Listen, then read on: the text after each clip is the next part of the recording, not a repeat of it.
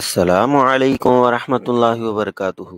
ఈ సంవత్సరము శుక్రవారం రోజే హోలీ పండుగ కూడా వచ్చింది. మరి శుక్రవారం ఇస్లాంలో ఒక ఆరాధన. ఆ రోజు నమాజు చేయటము, జుమ్మా నమాజు స్థాపించడము ప్రతి ముస్లిం మీద తప్పనిసరి. మహాప్రవక్త ముహమ్మద్ రసూలుల్లాహ్ సల్లల్లాహు అలైహి వసల్లం గారు మనకు తెలియచేశారు. ఎవరైతే వరుసగా 3 శుక్రవారాలు వదిలేస్తారో లేదా మసీదుకు రారో అలాంటి వ్యక్తులు కుఫ్రుకి పాల్పడే అవకాశాలున్నాయి అని తెలియచేశారు. కాబట్టి శుక్రవారం అనేది ఒక ముస్లిం మీద తప్పనిసరి. మరి ప్రతి శుక్రవారము మసీదుకెళ్ళి రావటం కోసము 100% ప్రయత్నం చేయాల్సిందే. మరి ఈ సంవత్సరంలోనే హోలీ పండగ కూడా శుక్రవారమే వచ్చింది. ఇంకొక సమాజం యొక్క పండగ. ఆ సమాజం యొక్క పండగ వాళ్ళు సంతోషంగా, సుఖంగా, సంతోషంగా చేసుకోవాలి. ఇందుకు మనం అడ్డు రాకూడదు. మనం అభ్యంతరం చూపించకూడదు. దీనికి మనం ఏమాత్రం ఆటంకం కలిగించకూడదు. మన వల్ల వారికి ఎలాంటి ఇబ్బంది రానే రాకూడదు. ఈ ఒక్క ఏర్పాటు మన తరపు నుంచి చేయవలసి ఉంటుంది. అయితే అల్హమ్దులిల్లా గత కొన్ని దశాబ్దాలుగా హోలీ పండగ గానీ, ఇంకొక పండగ గానీ వచ్చినప్పుడు ఆ రోజు శుక్రవారం అయితే ఎవ్వరికీ ఎలాంటి ఇబ్బంది ఉండేది కాదు. ఒకవైపు ముస్లింలు పండగ కోసం, నమాజు కోసం ఇటొస్తే, ఇంకొక వైపు వాళ్ళు తమ పండగ కోసం ఎటువైపు నుంచి వెళ్తూ ఉండేవారు. ఈ సభ్యత అనేది మనకు కనిపించింది. కానీ అది ఇప్పుడు మారుతుంది. శుక్రవారం హోలీ వచ్చింది కాబట్టి, మీ శుక్రవారాలు ప్రతి సంవత్సరం వస్తూ ఉంటాయి. ప్రతి నెల వస్తూ ఉంటాయి. నెలకు 5 సార్లు వస్తూ ఉంటాయి కాబట్టి, ఈ ఒక్క శుక్రవారము మీరు ఇళ్లల్లో నమాజు చదువుకోండి అన్న ఒక సలహా వచ్చింది. అయితే ఇలా సలహా రావటంలో అభ్యంతరం ఏమీ లేదు. వస్తూ ఉంటాయి. సలహా అన్న తర్వాత చెప్పాలి. తమ అభిప్రాయం వ్యక్తపరచాలి. కానీ ఇస్లాం ధర్మంలో దాని అనుమతి లేదు. ఈ విషయం వాళ్ళకి చెప్పే పద్ధతిలో మన ముస్లింలు కూడా కొన్ని పొరపాట్లు చేశారు. లేదు, మేము బలవంతంగా నేను కూడా చేస్తాము. మీ ముందు నుంచి ఎళ్తాము. ఏం చేస్తారో చేసుకోండి. ఇవన్నీ కూడా కోపతాపాలు, అహంకారాలు తెప్పించే మాటలు. ఎవరొస్తారో రండి, మేము కూడా చూసుకుంటాము. మేము మసీదులోనే నమాజు చదువుతాము. మేము ఇలాగే చేస్తాము అని వాదించిన ముస్లింలు కూడా ఉన్నారు. ఇది కోపతాపాలకు దారితీసే మాట. ఇంకొక వైపు ముస్లింలు ఎలా ఉన్నారు? పర్వాలేదు, ఒక్క శుక్రవారం పోతే ఏంటి, ఇళ్లలో చదువుకుందాము. శుక్రవారమే లేకపోతే ఏంటి అన్నట్టుగా కొంతమంది ప్రవర్తించారు. ఒకటి అరాచకానికి దారితీసే పని, ఇంకొకటి కుఫ్రుకి దారితీసే పని. మాట్లాడి ముగించాల్సిన పనిని అరాచకం చేసి, గొడవ చేసి ముగించాలనుకుంటున్నారు. ఇది అరాచకం. కుఫుర్, అల్లా ఏదైతే విధిగా చేశాడో దాన్ని కాదులే, కూడదులే, పర్లేదులే అనుకోవటం కుఫుర్. మరి ఎలా చెప్పాలి? లేదండి, మేము శుక్రవారం మొత్తంలో కలిపినా కూడా గంటలోనే నమాజ్ చదువుకొని లోపల ఇంటికొచ్చేసాము. 10 నిమిషాలు రోడ్డు మీద ఉంటాము. ఈలోపు మసీదుకెళ్తాము. లేదండి, ఇలా మేము నమాజు చదువుకోవాలి కాబట్టి ఒక గంటలో నమాజు చదువుకొని ఇంటికొచ్చేస్తాము. ఈలోపు మీ పండగ మీరు ప్రశాంతంగా చేసుకుంటున్నారు కాబట్టి అన్నం తిని మళ్ళీ పండగ కోసం సిద్ధం కండి. ఉదయం నుంచి మధ్యాహ్నం దాకా పండగ చేసుకున్నారు, సంబరాలు చేసుకున్నారు, రంగులు పూసుకున్నారు. ఒక గంట అన్నం తినే సమయం మీకే కదా కేటాయించుకోండి. అన్నం తిని వచ్చేయండి. ఈలోపు మా నమాజ్ అయిపోయి ఇంటికెళ్ళిపోతాము.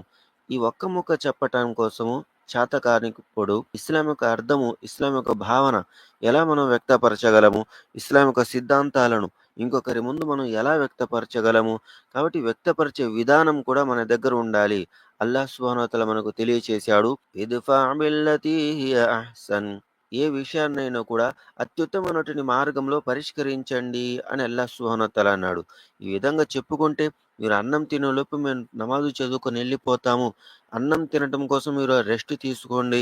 ఈ ఒక్క సమయం చాలు. ఎక్కువ కూడా అవసరం లేదు. ఈ ముక్క చెప్పడం కూడా చేత కాకపోతే ఇంక మనం ఖురాన్ ఏం అర్థం చేసుకున్నాము? ఇంకొకళ్ళకి ఏమి వివరించగలము? ఈ హోలీ పండుగ రోజున ఎంతోమంది ముస్లింలు కూడా అందులో పాల్గొందామని ఎదురు చూశారు. ఇస్లాం మనకేం తెలియచేసింది? హోలీ పండగ గురించి, ఇంకొక సమాజం యొక్క సాంప్రదాయము, ఇంకొక సమాజం యొక్క పండగ గురించి ఏం తెలియచేసింది? وَمَن يَبْتَغِ غَيْرَ الْإِسْلَامِ دِينًا فَلَن يُقْبَلَ مِنْهُ. ఎవరైతే ఇస్లాం ధర్మం కాకుండా ఇంకొక సాంప్రదాయము, ఇంకొక సమాజాన్ని అనుకరిస్తారో వారు అందులోనే చేరిపోతారు అని అల్లాహ్ సుబ్హానహు వ తఆలా ఖురాన్ గ్రంథంలో తెలియచేశాడు. ముహమ్మద్ సల్లల్లాహు అలైహి వసల్లం గారన్నారు, మన్ తషబ్బహ బికౌమిన్ ఫహువ మిన్హుం. ఎవరైతే ఏదన్నా సమాజాన్ని అనుకరిస్తారో వారు అదే సమాజానికి చెందిన వారుగా ఖరారు చేయబడతారు అని ముహమ్మద్ సల్లల్లాహు అలైహి వసల్లం గారన్నారు. కాబట్టి ఇంకొక సమాజం యొక్క పండగ అంటే దాని జోలికి వెళ్ళకూడదు. అందులో మనం పాలు పంచుకోకూడదు, భాగస్వామ్యం తీసుకోకూడదు. అన్నాలే పెట్టండి, పేదవారికి అన్నాలనండి, భోజనాలు పెట్టండి, వచ్చిపోయే వాళ్ళ కోసం ఏర్పాట్లు చేయండి. ఇదంతా అద్భుతమైనటువంటి విషయాలు. ఈ సహాయం చేసి తోడ్పడే, ఇంకొకరికి ఆదుకునే మంచి మంచి గొప్ప విషయాలు. కానీ హోలీ పండగ చేసుకునే వాళ్ళ కోసం మా ఇంట్లో నీళ్ళు మీరు హోలీ చేసుకోండి, మా ఇంట్లో రంగులు తీసుకెళ్ళి మీరు హోలీ చేసుకోండి అంటే ఇది కుఫర్. ఇంకొక సమాజం యొక్క సిద్ధాంతాల్లో మనం పాలు పంచుకోకూడదు. మీరు ఇంకొక పండగ చేసుకుంటున్నారు, మా ఇంటి నుంచి మొదలుపెట్టండి, మా ఇంట్లో కూడా చేసుకోండి అంటే ఇది కుఫర్. అల్లా యొక్క సిద్ధాంతాలను తిరస్కరించే దానితో సమానము. వాళ్ళ పండగలప్పుడు మనం ఆటంకం కలిగించకూడదు. ఇది తప్పనిసరైనటువంటి విషయము. వాళ్ళ పండగల్లో మేము ఎలాంటి హాని చేసే పనులు చేయకూడదు. వారికి ఇబ్బంది కలిగించే పనులు చేయకూడదు. ఇది న్యాయము. పాలు పంచుకోవటం లేదా కోపతాపాలు చూపించి గోల చేయటము ఈ 2 కూడా ఇస్లాంకి సంబంధం లేని పనులు. అల్లాహ్ సుబ్హానహు వ తఆలా అంటున్నాడు, సిబ్గతల్లాహ్, అల్లాహ్ యొక్క రంగు. వమన్ అహ్సను మినల్లాహి సిబ్గహ్, అల్లాహ్ సుబ్హానహు వ తఆలా యొక్క రంగు కంటే అద్భుతమైనటువంటిది ఇంకేమై ఉంటుంది. వనహ్ను లహు ఆబిదూన్, మేము ఆయనకే ఆరాధన చేస్తాము, మేము ఆయన ముందే మోకరిల్లుతాము అని ఖురాన్ గ్రంథం మనకు గుర్తు చేసింది. ఈ విధంగా మనం అల్లా యొక్క రంగులో కలిసిపోవాలి. అల్లా యొక్క రంగు, అల్లా యొక్క సిద్ధాంతాలు, అల్లా యొక్క పద్ధతులు మనం కలుపుకోవాలి. 5 పూటల నమాజు స్థాపించటము, ఉపవాసాలు, జకాతు, హజ్జు ఇవన్నీ పూర్తి చేయటము, ఇదే ఒక ముస్లిం మీద తప్పనిసరి చేయటం జరిగింది. ఇవి కాకుండా ఇంకా ఏదైనా చేద్దాము అంటే అల్లాహ్ సుబ్హానహు వ తఆలా వద్దు అనన్నాడు. ఎందుకు? మా ఆతాకుముర్ రసూలు ఫఖుదూహ్ వమా నహాకుం అన్హు ఫంతహు, ప్రవక్త గారు మీకు ఎంతైతే ఇస్తారో అది తీసుకోండి, మిమ్మల్ని ఎక్కడైతే ఆపుతారో దాని నుండి ఆగిపోండి అని అల్లాహ్ సుబ్హానహు వ తఆలా అన్నాడు. ముహమ్మద్ సల్లల్లాహు అలైహి వసల్లం గారు అన్నారు, మన్ అహదస ఫీ అమ్రినా హాదా మా లైస ఫీహ్ ఫహువ రద్దున్, నా మాటల్లో లేని మాట మీరు ఎవరు ఏది కలిపినా కూడా అది రద్దు చేయబడుతుంది అని ముహమ్మద్ సల్లల్లాహు అలైహి వసల్లం గారు అన్నారు. కాబట్టి ప్రవక్త గారి సాంప్రదాయాలు, ఇస్లాం యొక్క సాంప్రదాయాలు, ప్రవక్త గారి మరియు ఇస్లాం యొక్క సిద్ధాంతాలు, సాంప్రదాయాలు మనకు తెలిసి ఉండాలి. అంతవరకు మాత్రమే పాటించాలి. ఆ తర్వాత మనం ఏదన్నా చేద్దామనుకుంటే అది కుఫుర్, బిదాత్లకు దారి తీస్తుంది. కాబట్టి జాగ్రత్త వహించాలి. అలాగే రాజకీయ గుంటనక్కలు కూడా మనం చేసే పనుల కోసం ఎదురు చూస్తున్నారు. ఎప్పుడు తప్పు చేస్తామా? ఎప్పుడు వీళ్ళని పట్టుకుందాం? ఎప్పుడు రాజకీయం చేద్దామా అని.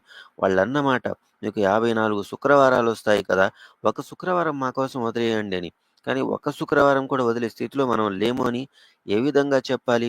ఫలానా అండి, మీరు అన్నం తినేలోపు మేము నమాజు చదువుకొని వెళ్ళిపోతామండి. ఇంత చిన్న మాటని చెప్పడం కూడా చేత కాకపోతే ఎలాగా? మనం ఎప్పుడు ఏదో ఒక అల్లరి మాట చెప్పకపోతామా? అల్లరి చేష్ట చేయకపోతామా? దానిని రాజకీయ రంగు పులుముదామని ఎదురు చూసే గుంట నక్కలు కూడా ఉన్నారు. ఇలాంటి సందర్భాలలో మనం జాగ్రత్త వహించాలి.